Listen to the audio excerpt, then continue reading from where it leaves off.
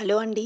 రెగ్యులర్‌గా మనం బోలెడన్ని టిఫిన్స్ చేసుకుంటాం. మరి వాటిలోకి కాంబినేషన్ పుదీనా చట్నీని, కొబ్బరి చట్నీని, టమాటా చట్నీని ఇలా చాలా చట్నీస్ చేస్తాం.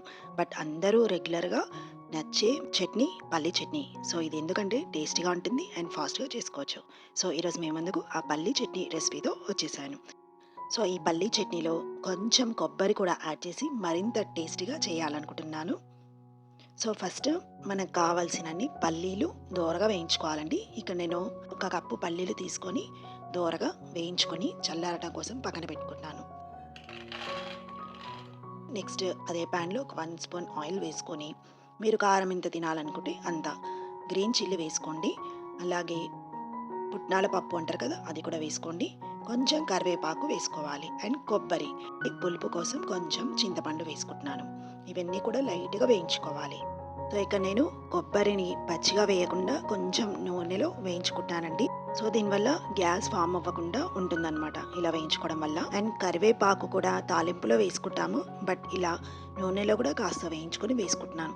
దీనివల్ల తాలింపులో కరివేపాకు పక్కన పెడతారు కదా! అలా కాకుండా ఇలా వేయించుకోవడం వల్ల కరివేపాకు కూడా పిల్లలు ఈజీగా తింటారనమాట. సో, మిక్సీ వేసుకుంటాం కాబట్టి కలిసిపోతుంది. అలా ఇలా మొత్తం గోలించుకొని వీటిని అదే గిన్నెలోకి వేసుకొని చల్లారనివ్వాలి. నెక్స్ట్ తాలింపు కోసం ప్యాన్‌లో 2 స్పూన్స్ ఆయిల్ వేసుకుంటున్నాను. దీంట్లోకి ఆవాలు అండ్ జీలకర్ర, 4, 5 ఎండుమిరపకాయలు అలా వేసుకున్న తర్వాత కొంచెం మినపప్పు యాడ్ చేసుకుంటున్నాను. సో, ఇవి కాస్త గోలించుకోవాలి. తర్వాత ఒక రెబ్బల కరివేపాకు కూడా వేయించుకొని కాస్త ఫ్రై చేసుకుందాము. సో, ఫ్రై చేసుకొని వేగిపోయిన తర్వాత స్టవ్ ఆఫ్ చేసుకుందాం. సో, ప్యాన్ వేడిగా ఉంటుంది కదా! ఇప్పుడు దీంట్లోకి మనం కట్ చేసుకున్న కొత్తిమీర కూడా యాడ్ చేసుకుంటే, కొత్తిమీర కొంచెం పచ్చిగా ఉండకుండా కాస్త లైట్‌గా వేగుతుంది కదా! టేస్ట్ బావుంటుంది. సో, తాలింపు అయిపోయింది కదా! ఇప్పుడు మనం చల్లారి పెట్టుకున్న వీటినన్నిటిని కూడా మనం మిక్సీలోకి వేసుకొని చట్నీ ప్రిపేర్ చేసుకుందాం. పల్లీలన్నీ కూడా జార్‌లోకి వేసుకుంటున్నాను. దీంట్లోకి అల్లం వెల్లుల్లి పేస్ట్ వేసుకుంటున్నానండి. అండ్ తగినంత సాల్ట్. సో, మీరు అల్లం వెల్లుల్లి పేస్ట్ లేకపోతే అల్లం అండ్ వెల్లుల్లి సెపరేట్‌గా అయినా వేసుకోవచ్చు. సో, ఈ విధంగా మిక్సీ పట్టించుకోవాలి. ఇక్కడ పొడి పొడిగా ఉంది కదా!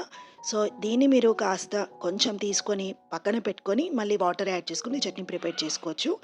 ఇలా పొడి పొడిగా ఉన్నది మనం ఫ్రిడ్జ్‌లో పెట్టుకుంటే మళ్ళీ తర్వాత మనం కావాలనుకున్నప్పుడు చట్నీ ఫ్రెష్‌గా మళ్ళీ ప్రిపేర్ చేసుకోవచ్చనమాట. సో, ఇలా కాస్త సరిపోయినన్ని వాటర్ కూడా యాడ్ చేసుకొని చట్నీని రుబ్బుకోవాలి. మనం ఆల్రెడీ తాలింపు పెట్టుకున్నాం కదా! సో, ఆ తాలింపుని ఈ చట్నీలోకి వేసుకొని కలిపేసుకుంటే మన పల్లి కొబ్బరి చట్నీ రెడీ అయిపోయింది. సో, అచ్చం పల్లి కాకుండా కొంచెం టేస్ట్ కోసం కొబ్బరి యాడ్ చేశానండి అంతే. సో, మనం రెగ్యులర్‌గా ఏ టిఫిన్స్‌కైనా కూడా ఈ చట్నీ చాలా బావుంటుంది. సో, నేను రెగ్యులర్‌గా దోసలకైతే ఇలాంటి చట్నీ ప్రిపేర్ చేస్తాను. సో, ఇంకా మీరు దీంట్లో నువ్వులు కూడా యాడ్ చేసుకోవచ్చు. పల్లి నువ్వుల చట్నీ అని అంటారు. సో, అది కూడా బావుంటుంది. ఇలా దోసని చక్కగా వేసుకొని, ముదురు రంగు వచ్చే వరకి దోసను కాల్చుకొని, ఈ చట్నీ కాంబినేషన్‌తో తింటే చాలా టేస్టీగా ఉంటుంది. సో, మా ఇంట్లో అయితే దోసలకు పల్లీ చట్నీ ప్రిపేర్ చేసుకుంటాం. మరి మీరు ఏ చట్నీ ప్రిపేర్ చేశారు? అందులో మీ ఫేవరెట్ ఏంటి? నాకు కామెంట్ చేయండి. అండ్ మన ఛానల్‌లో చట్నీస్ ప్లేలిస్ట్ ఉంటుంది. అక్కడికి వెళ్తే మీకు డిఫరెంట్ చట్నీస్ చూడొచ్చండి. ట్రై చేయొచ్చు కూడా. సో, వీడియో చూసారు కదండీ! నచ్చితే లైక్ చేయండి. ఫ్రెండ్స్ అండ్ ఫ్యామిలీకి షేర్ చేయండి. మరిన్ని రెసిపీస్ కోసం మన ఛానల్‌ని సబ్స్క్రైబ్ చేసుకోండి. ఓకేనా? Thank you.